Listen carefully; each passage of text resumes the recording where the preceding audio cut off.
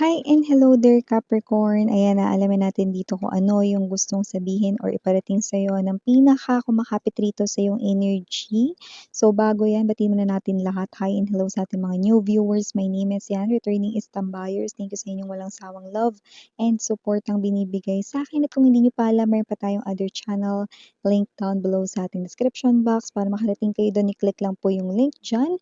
At doon ay nag-upload din tayo ng collective readings for all signs every day. At yun nga tayong gender dito, pakatandaan, babae, lalaki, LGBT, lahat tayo welcome. Possible din dito mag-switch ng roles kasi general reading ito ay at the end of the day, lahat tayo may free will na free mong gamitin anytime, anywhere. At yun nga, no, cross watchers dito ni Capricorn or may Capricorn placement sa natal/birth chart. Welcome din kayo. Just take only what resonates. So, Archangel Michael, thank you so much. Guardian angels ni Capricorn. Can we get this person's words or mga gusto niya ritong sabihin kay Capricorn? Can you please show me maaaring mga bagay na gusto niya ritong iparating kay Capricorn and details kung sino tong person na ito.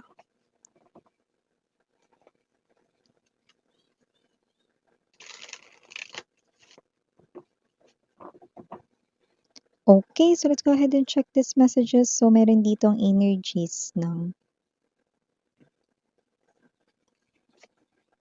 Empress, the Hermit, 2 major arcanas, Strength, 3 major arcanas, 4 of Swords or the 4 of Kills, Ace of Cups, 8 of Coins, bottom of the deck for Capricorn, Judgment, another major arcana, so 4 na, 5 of Coins at 6 of Coins, 5 and 6 of Coins.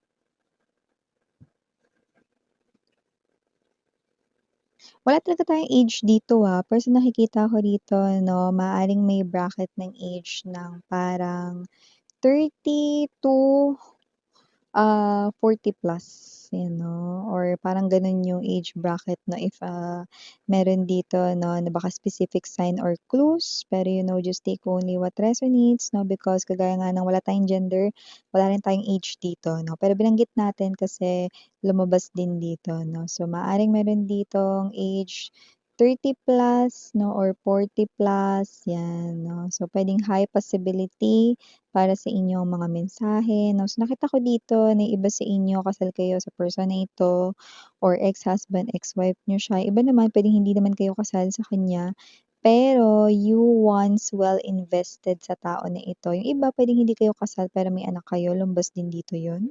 So, just take only what resonates, okay? LGBT, welcome rin kayo. Okay, kung sino man ito 'no, malayo siya sa inyo 'no, at maaaring meron ditong difference sa inyong age. Etong person na 'to ay nakikita ko rito 'no, na parang mas matanda siya ngayong tingnan kumpara sa mga nakaraang mga buwan or taon. Uy! So, kung sino man 'to, stress siya ngayon, Capricorn, at nakikita ko rin na meron din siya ritong parang mga inaasikaso, especially parang may kinalaman sa mga financial. Actually, kung financial, parang daming kailangang bayaran. I don't know kung ano talaga isa-isa yung mga yon, pero with the Strength and the Hermit energy, parang may problema siya regarding sa trabaho or kung saan kukuha ng pang-pinansiyal, 'yan.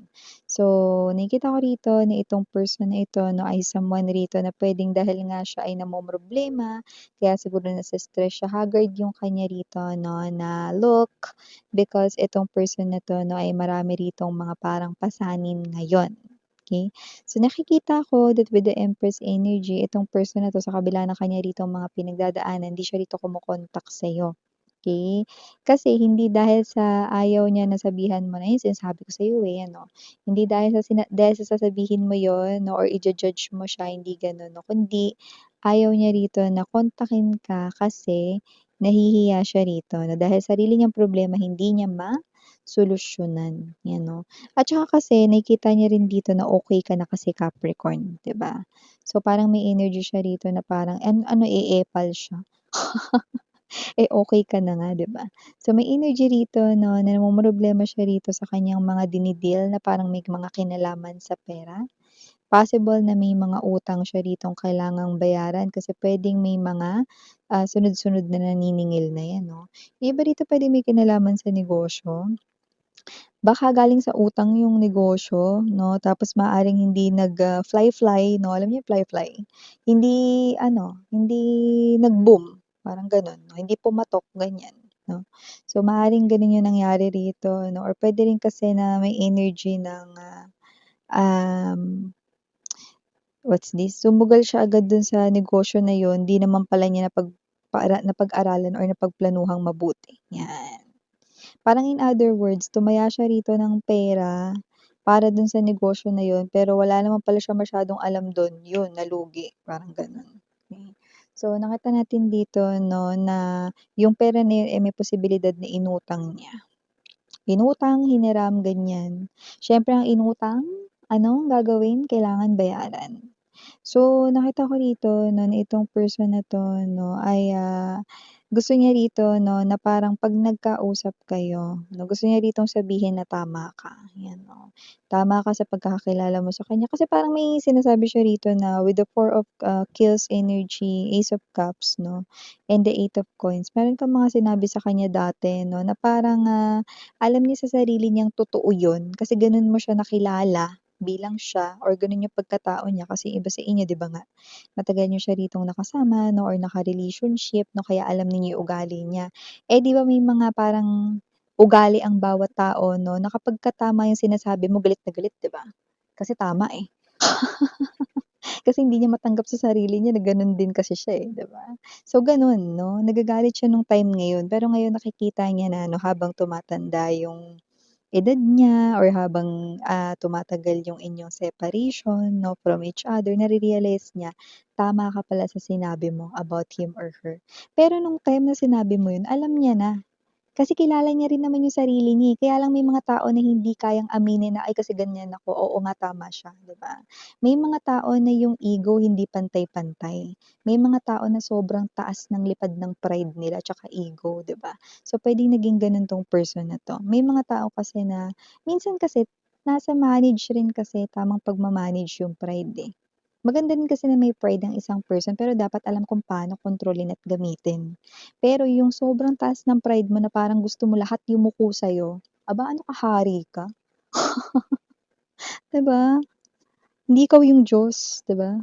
So, whatever the case may be, dapat matutong kontrolin 'yun. Ngayon, mukhang eto na, 'no, nagkakaroon na rito ng pagbabago sa buhay niya, 'no, na nakikita ko ritong nare-realize niya na lahat ng mga sinabi mo tama, 'no. So, dito hindi ka niya aawayin, 'no, may posibilidad pa nga rito, 'no, na humingi siya rito ng tawad sa'yo sa lahat ng mga nagawa niya rito sa'yo, 'no. Nakita ko rin dito na with the Eight of Coins 'no, may possibility rin dito na, ibalik niya rito, okey, ano man yung parang, nawala or nagkulang siya rito sa inyo way back then 'no. At kung may pera man rito na na involved 'no, maaaring isauli niya rin 'yan sa'yo pero paunti-unti lang, okey?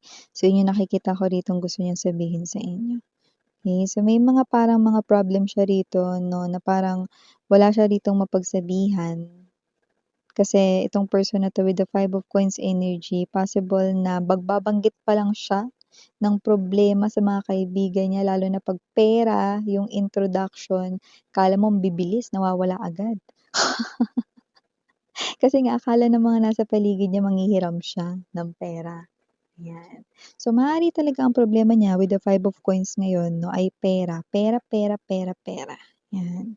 At nakikita ko rin dito 'no, na kahit na dito ay dumadaan siya ng ganitong klase ng struggle ngayon 'no, parang yung nakikita kong stress reliever or parang saglit na pahinga niya rito 'no, is to think of you or to think about your children 'no, kung may mga anak kayo or may anak kayo niyan 'no, or just to think of memories and moments 'no. And maaaring isa rin 'yan sa banggitin niya 'no, na nung mga times na dumadaan siya sa ganitong klase ng mga pagsubok 'no, you are someone who gives him or her strength pa rin.